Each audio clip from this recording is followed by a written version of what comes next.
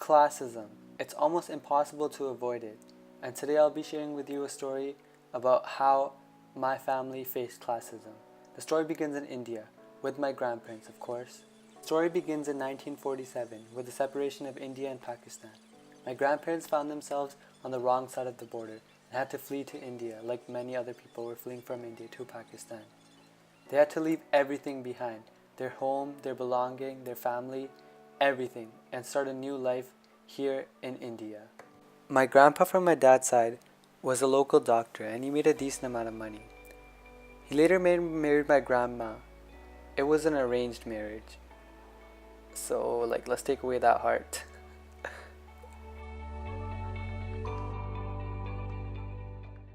Like many women at the time, my grandma was not as educated as my grandpa and making him the only one earning money for the household.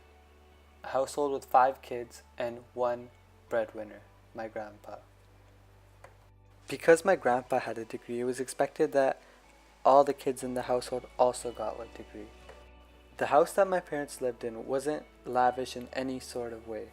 My parents, in fact, didn't even have their own rooms, and I would continuously hear stories about how they had to share a room with 3 or 4 other siblings.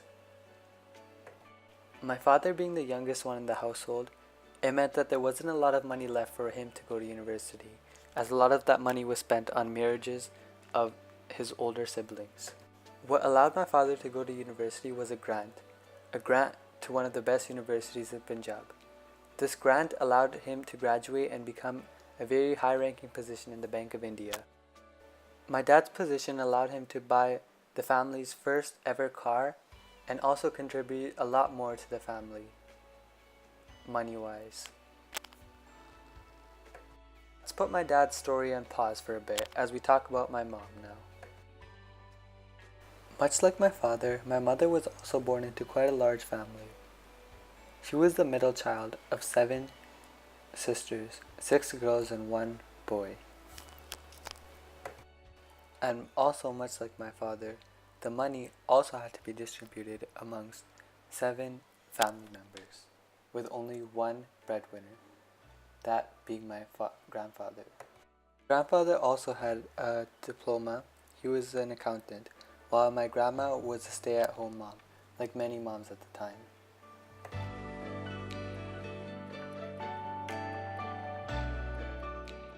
Two did not live a lavish lifestyle, only having the bare necessities. However, unlike my father, my grandparents were able to pay for education for my mom, and she was able to get a degree in social sciences. This led her to pursue her life dream of becoming an elementary school teacher. In 1990, my parents got married. It was an arranged marriage, so, again, let's take away that heart. 4 years later, in 1994, that's when my sister came into the picture.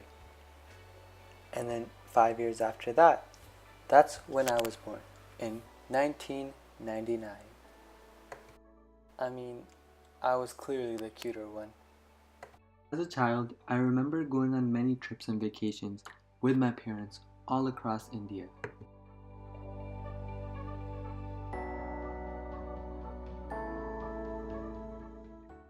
My parents at this point have pretty much broken the cycle. They were pretty well off compared to their parents, but that all changed when we moved to Canada. Similar to my grandparents fleeing Pakistan, we also had to leave everything we loved behind in India. Family, house, our possessions, everything. We first moved into Jane and Finch. We lived at a relative's house for the first year when we came to Canada in 2004. We then, a year later, moved to Brampton. While in Brampton, we stayed in almost 5 different basements as we kept moving to find permanent work.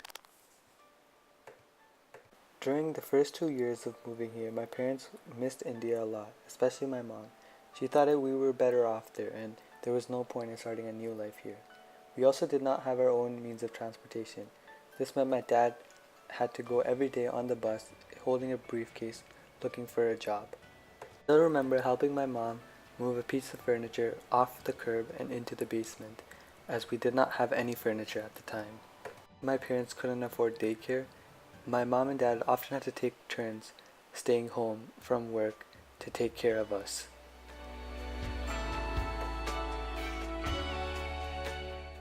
Later that year, my dad was able to quit his job at the factory and get a full-time job as a dispatcher. My mom also got a full-time job when my sister was old enough to take care of me at Tim Hortons. This is when I went to Camp Day, my very first trip here in Canada.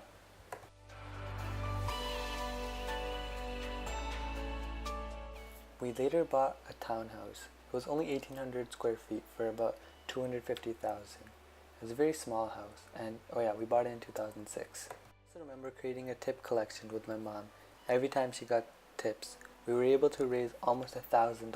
Everything seemed to be going okay until the 2008 recession hit.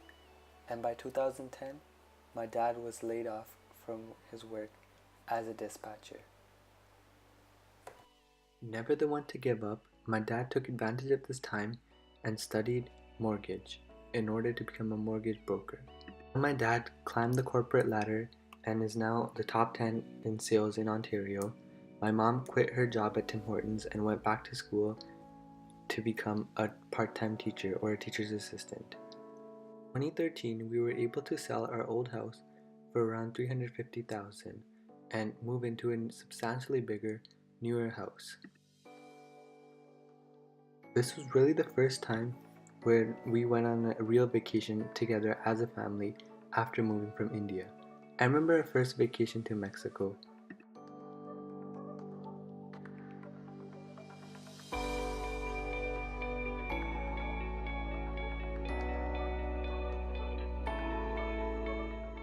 I now have things that my parents themselves could have never dreamed of having when they were children. I'd take my own car to school, I'd buy branded clothes, and I have my own room. Both my parents and grandparents have witnessed classism in their lifetimes. When my grandparents were leaving Pakistan to come to India, and when my parents were leaving everything behind in India to come and start a new life in Canada. They proved that if you work hard, anything is possible.